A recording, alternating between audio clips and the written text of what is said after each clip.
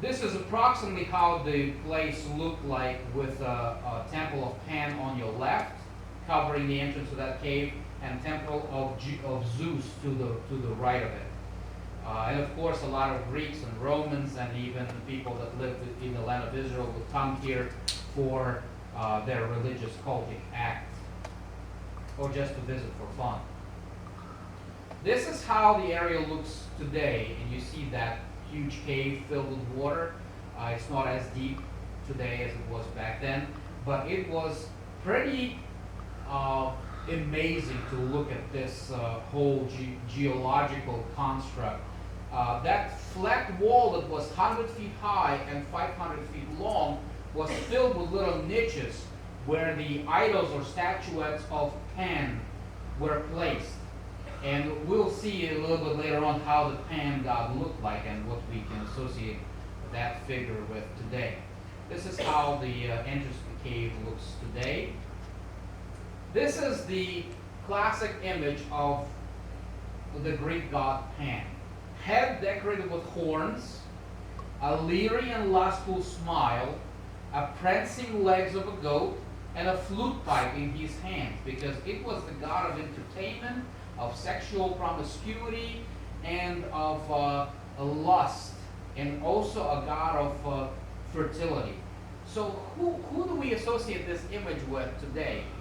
Well, at least in the Russian side of the world, or Ukraine, or any other Eastern European, that's how people portray demons.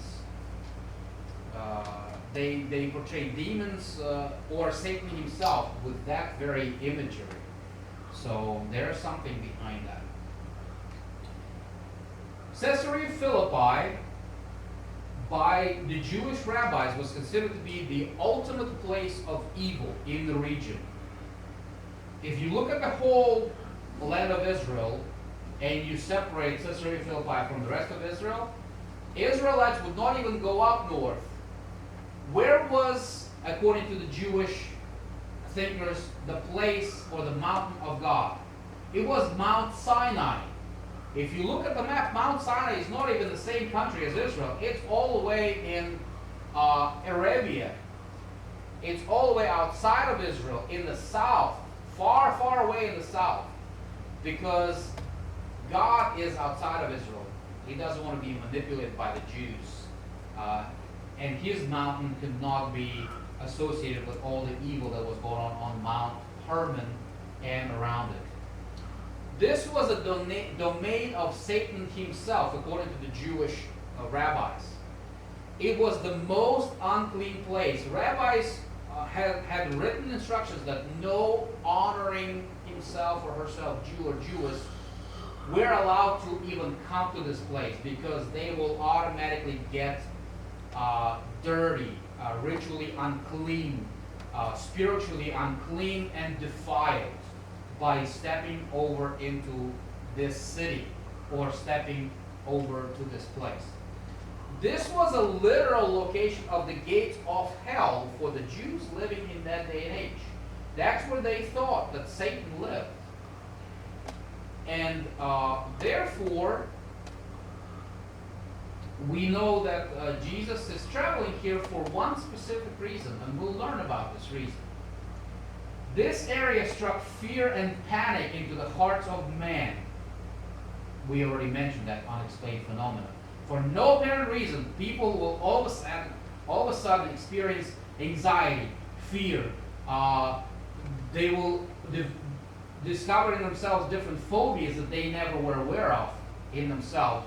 And they will just feel like there's some kind of presence in that area that they are afraid of, and they want to move out. This area represented the underworld stronghold. The deep well inside the cave was viewed as the abyss, impossible to reach. And as a summary, this was the enemy's turf. This is the, Beelzebub, the prince of the demons. So, after we learned about all this evil in this place, and that this was the Satan's domain and land unclean, place where no honored Jew will ever step their foot, why does Jesus bring his disciples to this place? Well, let's find out. We know that this was a last ministry trip to the Gentiles, and Jesus already anticipates his death. In fact, after the passage we have read today, he will mention 3 times that he has to die and be rejected, and then he will rise from the dead. This was sort of, we can put it in that way, a graduation ceremony for disciples.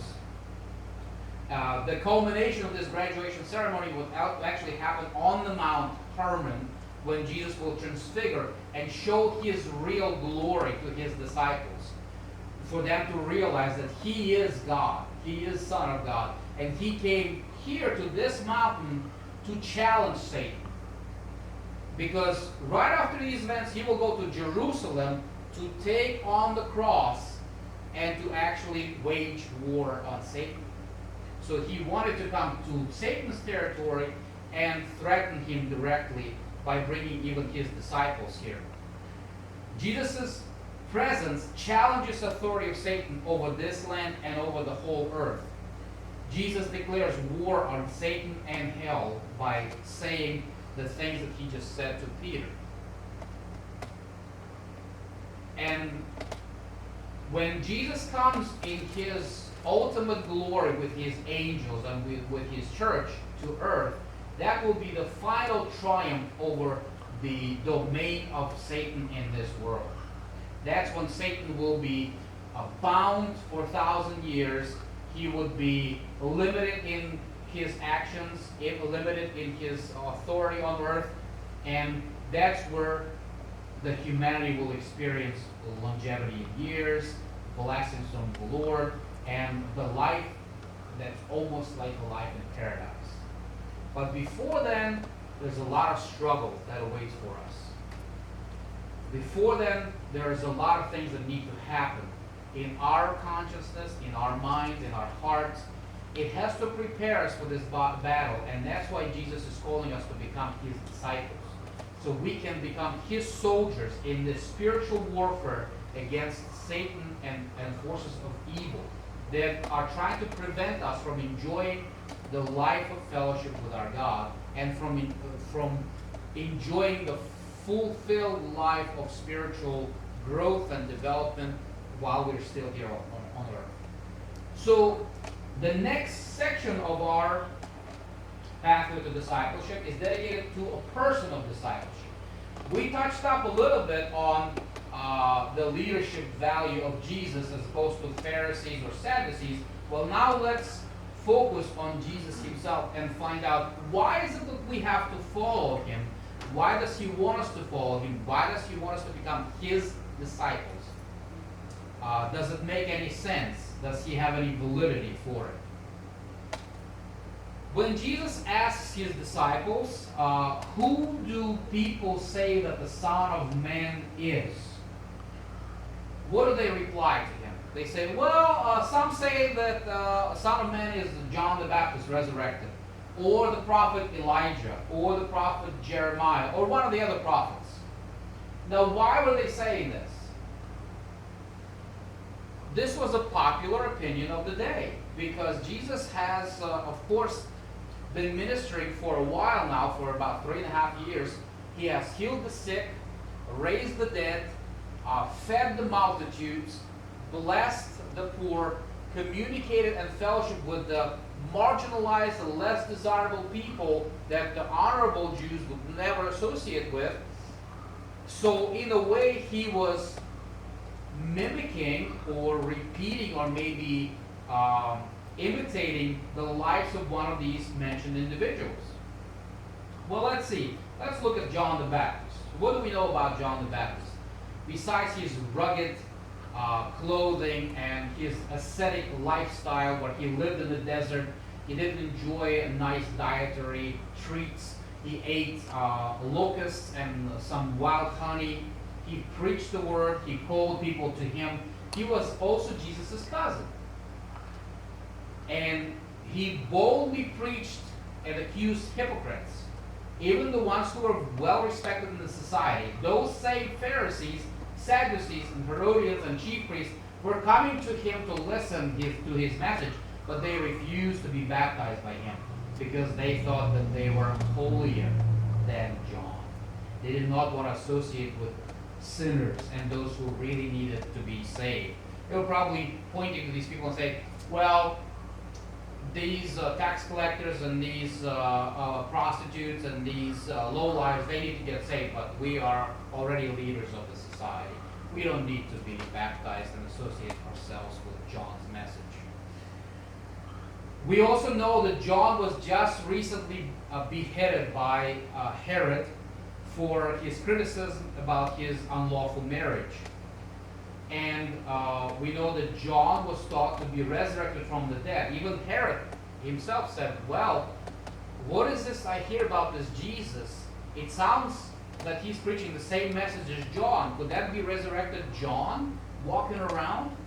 They were all perplexed. And of course, it also infused masses into thinking that Jesus may be the resurrected John or Son of Man. We also know about the prophet of Elijah. If you remember reading about him in Sunday school or through a series of sermons, he visited one of the widows in the Gentile land who was about to cook her last meal and was ready to die. And here Elijah stops by her house and says, well, would you be so kind to prepare a meal for me and prepare me a room in your house? And then you can cook your last meal and do whatever you want. Very strange request from a person that is suffering from a need of food and a drink. And then she obeys him and she fulfills his request. And miraculously, Elijah does what? When he lives in her house, the flour never ends in the pot and the oil never ends in the bottle or in the flask. They live for many, many days, and because she obeyed to the request of Elijah, she and her son and Elijah are both sustained by the miraculous provision of food. What did we just learn about Jesus? He provided miraculously food. So that's why people thought, well, that could be Elijah just came down because he did a similar miracle, right? We also learn about him from the books of 1st and 2nd Kings, and you can see the references. His name means my God is Yahweh. And Jesus often said about himself, my God is Yahweh. So that could also play a role why people thought that he was Elijah.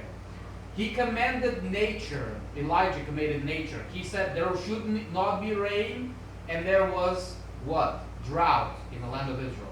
What did Jesus do on the Sea of Galilee when there was a storm? He said, stop. And the weather obeyed him. So another parallel with Elijah.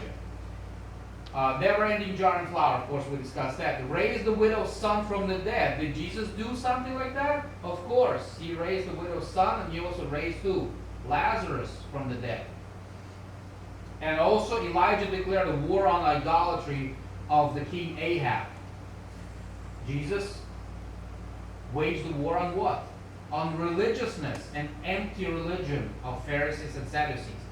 And we also know about Elijah that he never died, so he could have came back in the body of Jesus, what they thought. Prophet Jeremiah. What do we know about prophet of Jeremiah? Here he is pictured breaking some pottery, and he is trying by this visual lesson to show to the Jews that the Jerusalem will be destroyed. Judah, tribe of Judah and Benjamin will be taken into exiles. You might want to just forget about the whole thing. Don't buy land here. Buy land in Assyria because that's where you're going to go anyways. We know about him that his name means Yahweh has raised up. He prophesied between 628 and 585 BC. He preached using a lot of visual object lessons, so sort of like PowerPoint presentation of the day. He didn't have a projector. He had